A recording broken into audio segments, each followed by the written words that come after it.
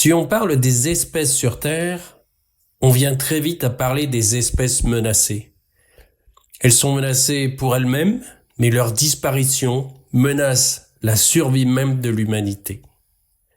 Je vous parle de ça, je suis Olivier Bérat, le fondateur de l'Homme et l'Environnement et d'Aroma Forest.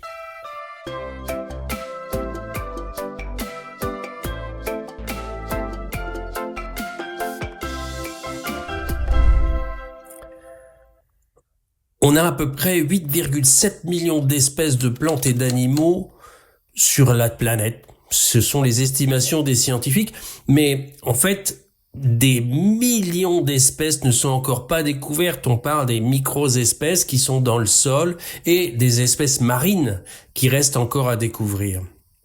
Maintenant, depuis que l'espèce humaine est sur la planète, elle a pris de plus en plus de place. Des milliards d'humains sont sur la planète avec une croissance exponentielle qui devrait ne se calmer que lorsque nous aurons atteint 11 milliards peut-être d'humains sur Terre. Et bien sûr, les espèces animales ont continué à diminuer en nombre, globalement, mais aussi des espèces à disparaître.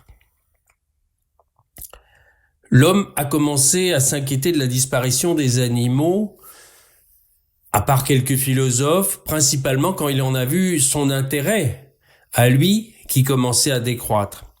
Parfois, il y avait antagonisme, quand on parle des éléphants, qui sont plus qu'une centaine de milliers, alors qu'ils étaient des millions à parcourir l'Afrique. Les chasseurs d'éléphants qui faisaient de l'ivoire sont maintenant toujours en train de se bagarrer pour pouvoir continuer à chasser, alors que des paysans africains qui vivaient proches des éléphants, parfois sont bien contents de ne plus les avoir. Mais quand un éléphant disparaît, ce n'est pas juste une espèce emblématique. Nous tous, enfants, nous avons rêvé des éléphants, ces animaux majestueux, incroyables. Et je peux vous dire que quand on va les voir dans la nature, comme j'ai la chance de le faire, c'est à chaque fois un renouvellement d'émotions fantastique. Mais ces éléphants sont aussi extrêmement utiles à l'humain en particulier. Nous travaillons avec la marque Elephas à essayer de soutenir les communautés locales de femmes qui vivent près des éléphants au Burkina Faso. Pourquoi ? Parce qu'il y a un double avantage. En fait, cette plante qui fait le karité pousse sauvage. Il n'y a pas de culture de cette plante qui, par ailleurs, commence à être un peu menacée puisqu'il y en a de moins en moins malgré tout. Malgré qu'il en reste beaucoup. Et en fait, les éléphants, en mangeant de temps en temps des graines de karité, les transportent et c'est ça, le passage dans leur estomac qui va permettre que les graines vont germer. Donc schématiquement, sans éléphants, il n'y aura plus de karité. Donc c'est important d'en garder au milieu parce que les arbres à karité deviennent vieux et sans les éléphants, il n'y aura plus d'arbres à karité, c'est aussi simple que ça. Des chercheurs ont travaillé sur les éléphants dans la forêt. Eh bien, figurez-vous qu'un éléphant de forêt, au Gabon, au Congo, etc., eh bien, il mange énormément de feuilles, 160, 200 kilos de feuilles par jour. Et donc, en fait, c'est un formidable captureur de carbone, puisque ces feuilles qui ont été construites avec du CO2 atmosphérique par la plante elle-même, qui capture du CO2 dans l'atmosphère, elle fixe le C, le carbone, pour en faire, en fait, du bois, de la fibre, et elle recrache de l'oxygène, elle capture du CO2 dans l'atmosphère, et en fait, souvent, les arbres, ils restent, une fois qu'ils sont stables, ils sont là, ils capturent plus, ou très très peu. Mais en fait, quand les éléphants viennent et mangent des feuilles, les arbres vont refaire des feuilles, et ce qu'a mangé l'éléphant, va revenir dans le sol sous biais de crotte. Et on a calculé, je crois que ça valait 1,6 million de dollars par éléphant. Mais, en pensant plus à la France, par exemple, puisque je parle en français, je crois que l'espèce qui a le plus marqué les humains en France, en termes de disparition, a été les abeilles. Puisque, et je dis les abeilles, mais souvent les gens disent l'abeille qui disparaît. Pourquoi ? Parce qu'on s'est très logiquement rendu compte, très très simplement, que sans les abeilles, il n'y avait plus de pollinisation des plantes. Et ça, c'est assez phénoménal. On se dit, on comprend tout de suite. On se dit, mais finalement, ce petit insecte qu'on voit, qui parfois nous gêne quand on est en été sur la terrasse en train de boire son petit verre de rosé avec du melon sur la table, eh bien, finalement, c'est lui qui donne la vie. Sans abeilles, il n'y a pas de melon. Et plein, il n'y a pas de tomates, il y a rien du tout, en fait, sans les abeilles.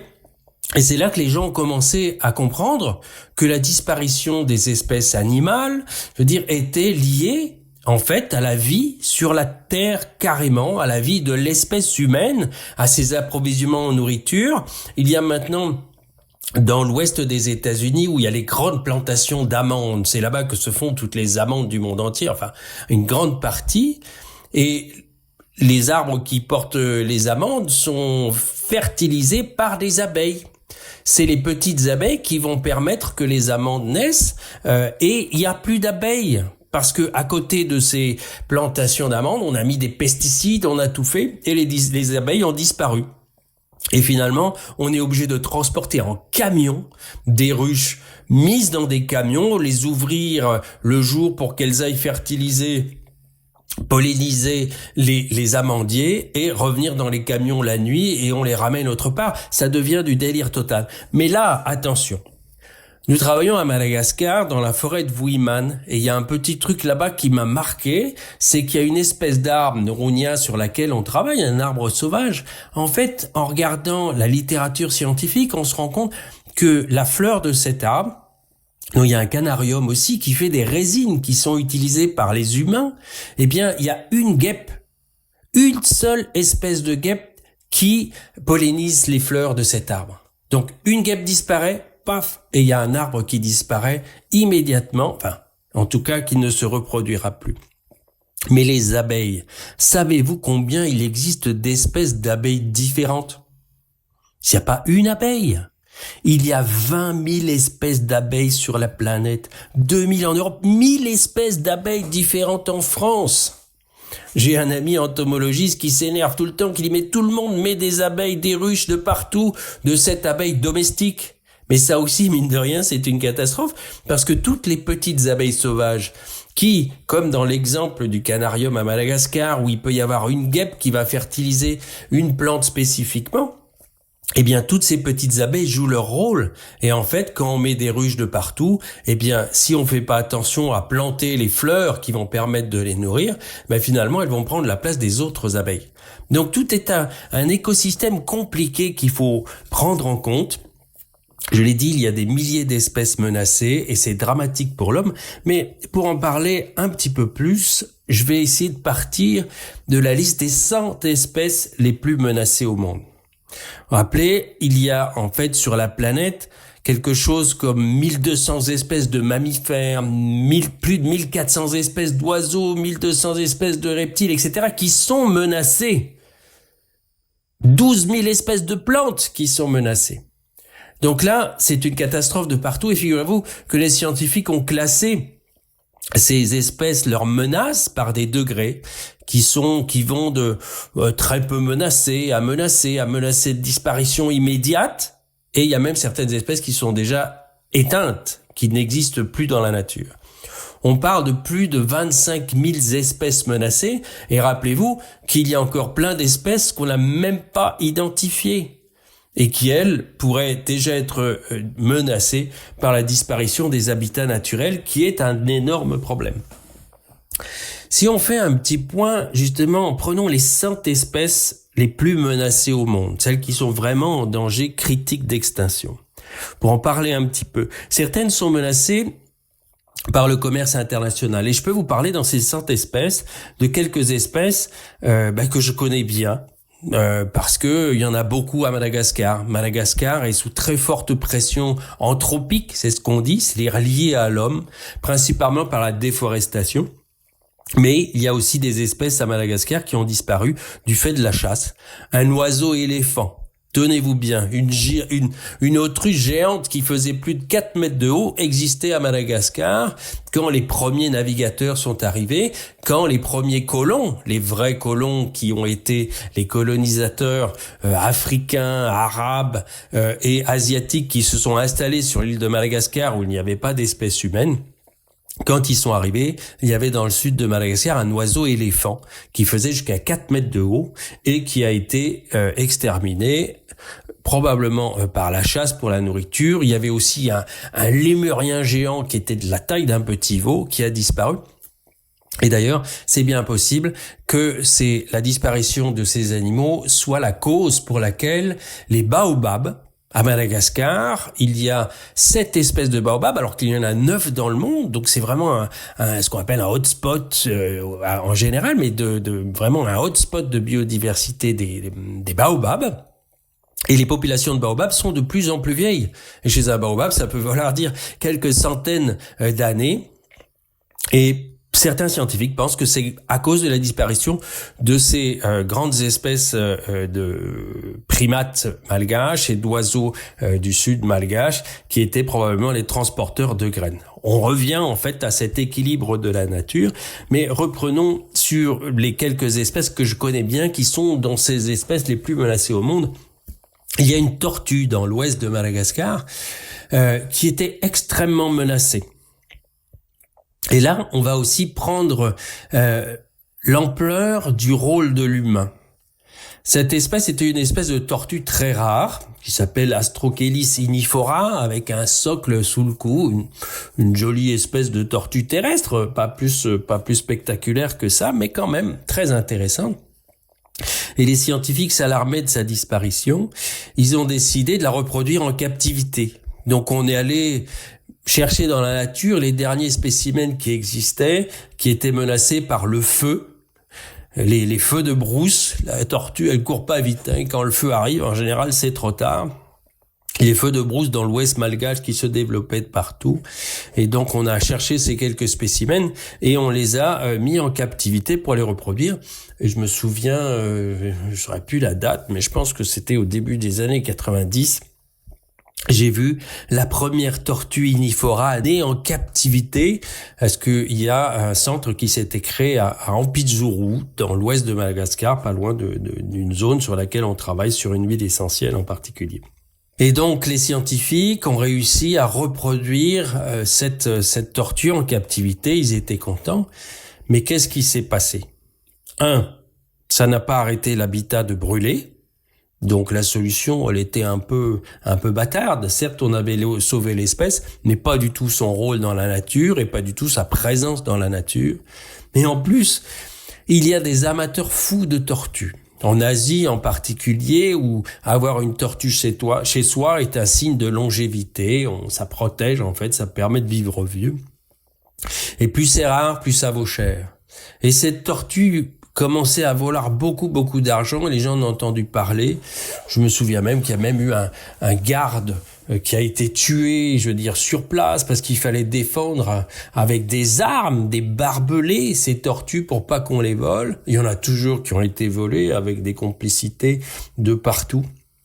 Et ça continue malheureusement, il y a plus d'1 millier de tortues, pas de cette espèce, qui ont récemment été récupérées à Singapour, je crois, en Asie du Sud-Est. 1 millier de tortues exportées de Madagascar. Et cette tortue très rare inifora vaut pour un spécimen adulte jusqu'à 50 000 €. Et quand on sait qu'à Madagascar, le salaire annuel moyen est de 360 €, on imagine bien que pour des pauvres, la tentation est forte. Et le commerce international est donc aussi une menace supplémentaire sur les animaux. Mais la menace principale, est certainement la perte d'habitat.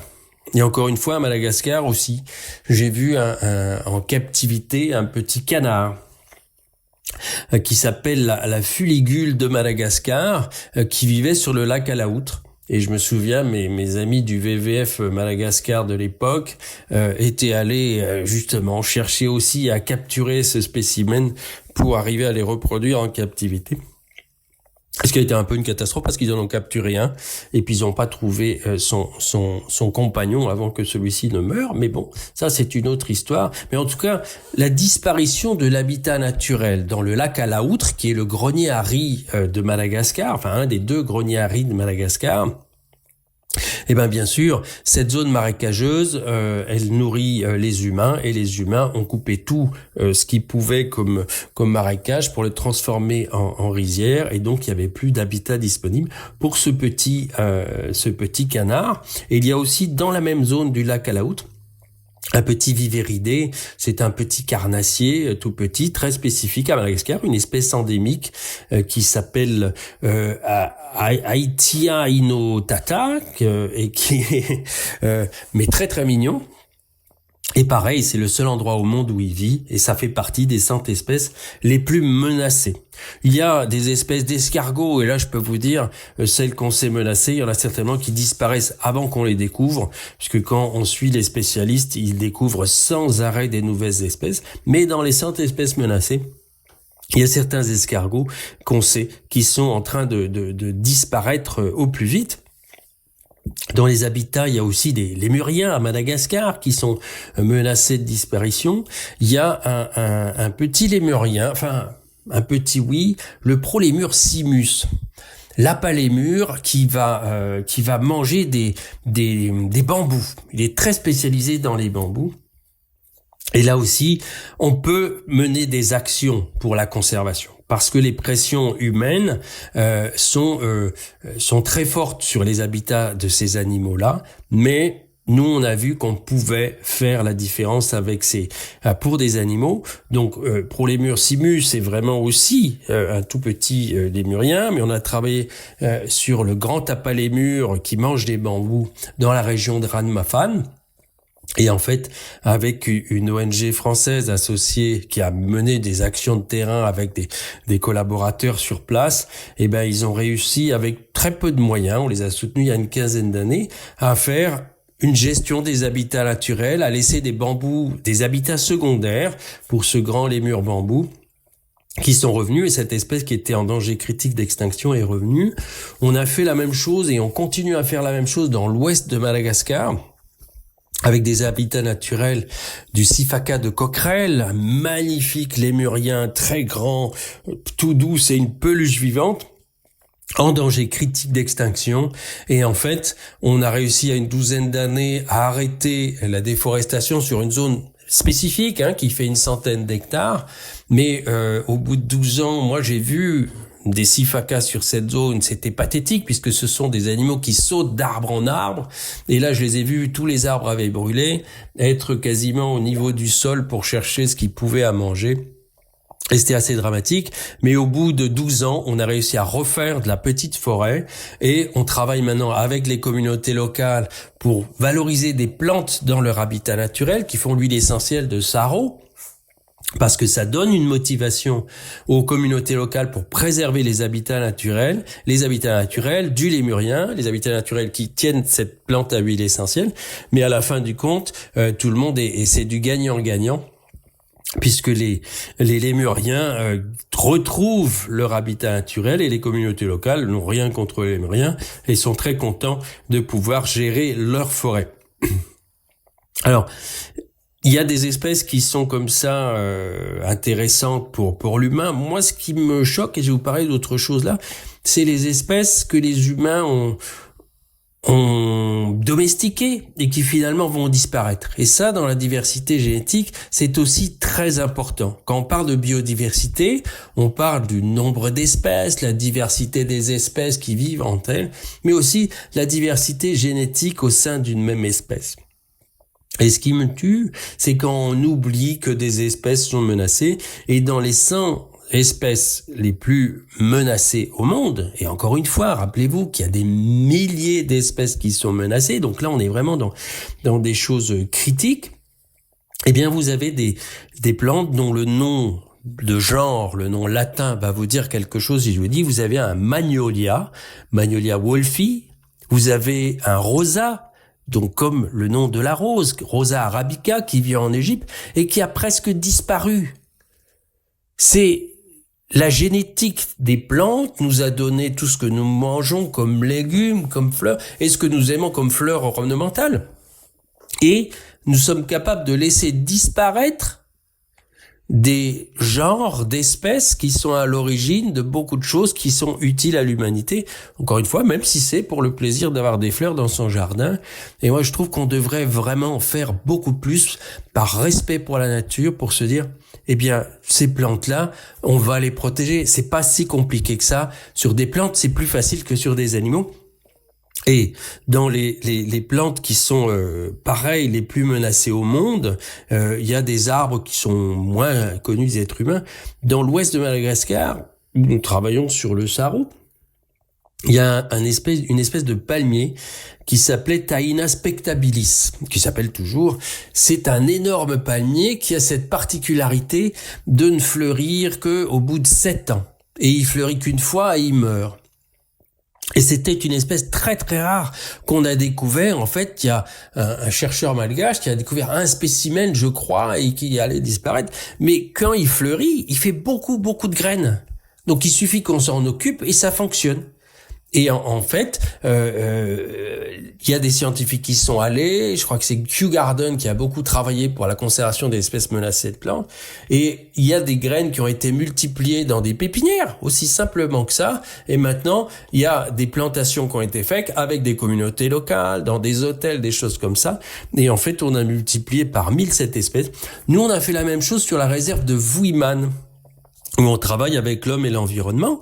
Eh bien, figurez-vous que sur la réserve de Vuiman, on a identifié plusieurs espèces animales menacées de disparition, des lémuriens. Donc, pourquoi on protège la forêt? Nous avons l'Indri, le très grand lémurien noir et blanc, encore une fois, une peluche vivante lui aussi, qui est menacé de disparition. Donc on essaie de protéger des forêts naturelles pour ça, mais c'est pas facile. Mais au niveau des espèces végétales, c'est un peu plus facile, puisque on a une espèce de Ravenea, qui est un palmier aussi, un très joli palmier, pas aussi spectaculaire que Taina spectabilis comme son nom l'indique, mais quand même assez intéressant. Et il y avait quelque chose comme 25 spécimens qui restaient au monde, dans le monde entier, seulement 25 spécimens. On a travaillé dessus. On a eu un petit financement d'une fondation qui s'appelle Franklina. Merci beaucoup Franklina. Et ce qui nous a permis de payer des pépiniéristes, de financer nos guides pour aller chercher dans la forêt des petites graines qui restaient, de les ramener en pépinière. Et en fait, cette espèce où on disait qu'il restait à peu près 25 spécimens, et maintenant on en a 2800 qu'on a plantés. Donc on a multiplié par 100 en 3 ans le nombre de cette espèce sur la planète. Donc, il y a des actions qui sont possibles. La conservation qu'on fait de petites zones hors des aires protégées, ça fonctionne aussi. On a à Madagascar, dans les 100 espèces les plus menacées, encore une fois, il y a un caluma qui est un caméléon de Tarzan, il s'appelle. Eh bien, ce caméléon a été découvert il y a peu de temps hors du système des aires protégées, c'est-à-dire qu'il y a des réserves un petit peu partout, des parcs nationaux, mais 70% de la biodiversité se trouve hors des aires protégées, et c'est le cas de ce petit caméléon.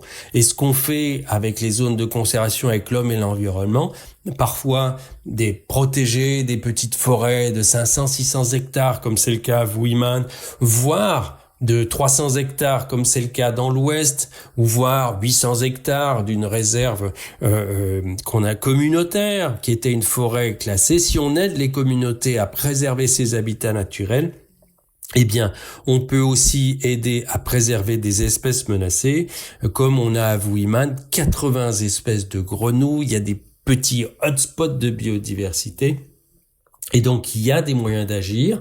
Pour les plantes, ne pas oublier toutes ces listes de plantes parce que c'est pas très compliqué. Je pense qu'il y a plein d'actions qui peuvent être faites. Il y a aussi des plantes médicinales qui sont menacées. On doit les protéger absolument. C'est une catastrophe de laisser des essences utiles à l'humanité disparaître. Mais c'est une catastrophe tout court de laisser la biodiversité s'amenuiser. Il faut qu'on mène des actions pour protéger les espèces rares, les espèces menacées, mais aussi l'ensemble de la biodiversité qu'on connaît encore si peu. Mais une chose qu'on connaît, c'est son importance vitale pour l'humanité. Sans biodiversité, l'espèce humaine disparaîtra, et même si la biodiversité décroît trop, l'espèce humaine disparaîtra, la biodiversité se refera sur la planète, ça lui prendra quelques centaines, quelques milliers d'années après tout ce qu'on aura détruit, mais la biodiversité se refera, reprendra une dynamique, mais ce sera sans l'espèce humaine si on ne protège pas la biodiversité qu'on a sur la planète. Merci à tous de vous engager avec nous. Vous pouvez le faire en soutenant l'homme et l'environnement, des actions concrètes de terrain, comme on l'a fait avec Franklina pour sauver certaines espèces menacées, pour nous aider à protéger des habitats naturels, et avec Aroma Forest et les huiles essentielles, pour aider les communautés locales qui sont les gardiens de la biodiversité à long terme à s'impliquer avec nous, à être motivés par la préservation des habitats naturels. On peut faire des choses et il faut faire beaucoup plus que ce qu'on fait à l'heure actuelle. Merci à tous et à très bientôt dans l'engagement.